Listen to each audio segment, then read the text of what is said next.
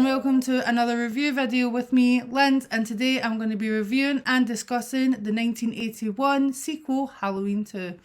As you probably, if you've watched my other video on Halloween, the Halloween review, then you know that I am rewatching all the Halloween series for the new Halloween film coming out in October. So it is so good to rewatch this franchise. I love this franchise. I know this franchise is so popular among horror fans. So I'm so excited to go back and watch this beloved franchise. Halloween 2 starts right after where Halloween 1 ends.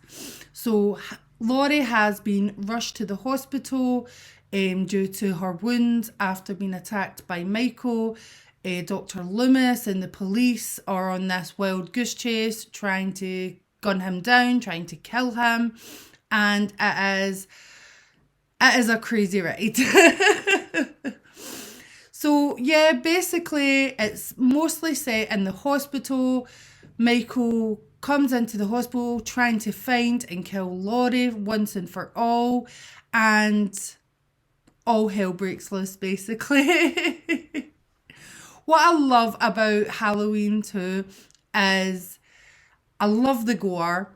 We get more gore than we did in the first one. There is a more body count, and it's your typical 80s slasher film, and it is such a good watch. It really is a good watch.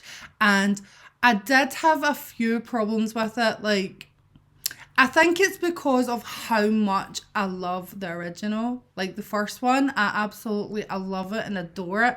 And I think Halloween 2 just doesn't cover those expectations of how great the first one was. I feel like some of the stuff was overdone, like over dramatic and overacted. Like, there is a specific scene where Dr. Loomis is like, I shot him 6 times. I shot him 6 times. Like, just pure repeating it. And I'm like, okay, like, calm down. We get it. You shot him 6 times. Right, okay. And he just constantly does it. And I just, like, it was just overly done and overacted. But it is brilliant. And it does have that kind of, like, wee comedy element of it, I suppose. And there's another scene that I found really, really ridiculous. And it is when Dr. Loomis and the cops are round the neighbourhood trying to find Michael, and they see this person wearing Michael's mask, and they just, without even asking questions, they just assume it's Michael, and they start shooting. They start attacking him, and basically the guy ends up getting set on fire. and it turns out it wasn't Michael. Shocker! I mean, come on. The dude it's Halloween night. The dude is carrying a trick-or-treat bag. You know what I mean? He's clearly a child. And yeah, and they just kill him. I just found that so ridiculous and so comedic. Like, when rewatching it, I just burst out laughing of it. It was just one of those, like, what the fuck kind of situations. But other than that, you know, it is a good film. It is iconic. It's still an iconic film. And I love now, This is kind of a divide between, like, Halloween fans, because some Halloween fans love this plot and other Halloween fans hate this plot, and I love it. So it's when the plot twist, when we find out that Michael and Laurie are actually related. They're brother and sister. And I love it because it gives us that sense. Like, it gives us that answer, like, why he is after her. Like, why he is obsessed with killing her. Like, why her? Why Laurie? Why not just, like, go and stalk other girls, other babysitters, kill them? Which he does. But he has this kind of, like, obsession with Laurie. And I loved how, like, they explained that. At the same time, it would be good, like, if he just obsessed with her and just wants her dead, and there's no like explanation why. And I think they done that with the remakes, but in the reboots, but we'll get to that later.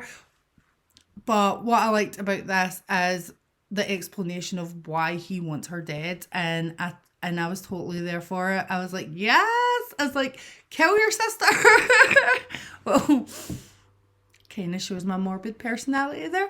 But yeah, I really, really loved that concept, and I loved the plot twist. And I think it made the story a bit better, because I know that John Carpenter and Jamie Lee Curtis weren't really feeling the script and weren't really feeling the movie, and they just kind of wanted it done, and then that was it.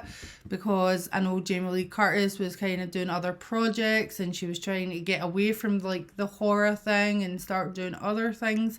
So I know their hearts weren't really in this project.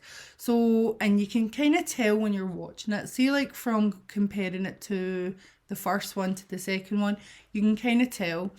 And so the plot twist kind of builds that, like kind of keeps the story afloat instead of like crashing down basically. So I really enjoyed that. I really enjoyed the plot twist. What do you guys think? Did you like the plot twist? Do you prefer that they're not related? Do you prefer that they are related? Please let me know in the comments down below. That would be great. So yeah, so Halloween 2 is just basically another like goose chase. Michael trying to kill Laurie and Dr. Loomis trying to kill Michael, and I love Dr. Loomis. I really love Dr. Loomis. He is this like, and you can see like in Halloween 2, you can see like his sanity is kind of going under. Like the first one, he set this goal, he wants to stop Michael, and all that stuff. But in the second one, you can see his frustration. He sees that he knows that Michael is just going to keep on killing. He's not going to get better, and he needs put down. And you can see that in his eyes and the way that it's acted. And I love Dr. Loomis, and I love the actor who played Dr. Loomis. He's an absolute legend. But yeah, I just think some of the overacting stuff was a wee bit too much, but not too much to ruin it. Like I said, I shot him 6 times! It's just that's always in my head when I think of Halloween 2.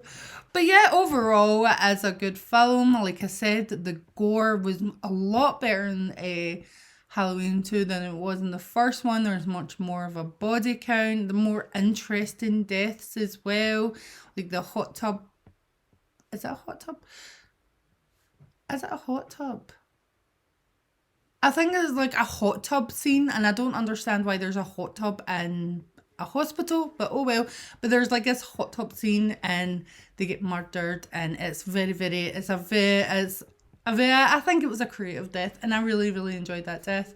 And as you probably know already, if you've watched my videos, I love gore. I love gore so much. So this kind of satisfied me in the gore category. So I really, really enjoyed that. And like the kills as well, creative kills.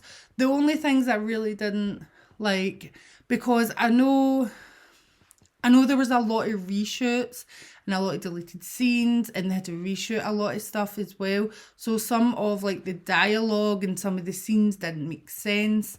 But other than that, you know, overall, it is a really good, enjoyable Halloween movie, a traditional Halloween movie. And yeah, it's up there on my list when I binge watch horror movies. So overall, I think I'm going to give this a 7 out of 10, just because it is a Halloween movie and it's only the second one, so can't really judge it that too much, because they were still trying to kind of find their way for sequels and more movies. And I think overall, from the pressure and for what they had to work with, I think it worked well. Thanks for watching that video, guys. If you did enjoy it, please don't forget to stab that like button, slash that subscribe button, and you'll be constantly in the know.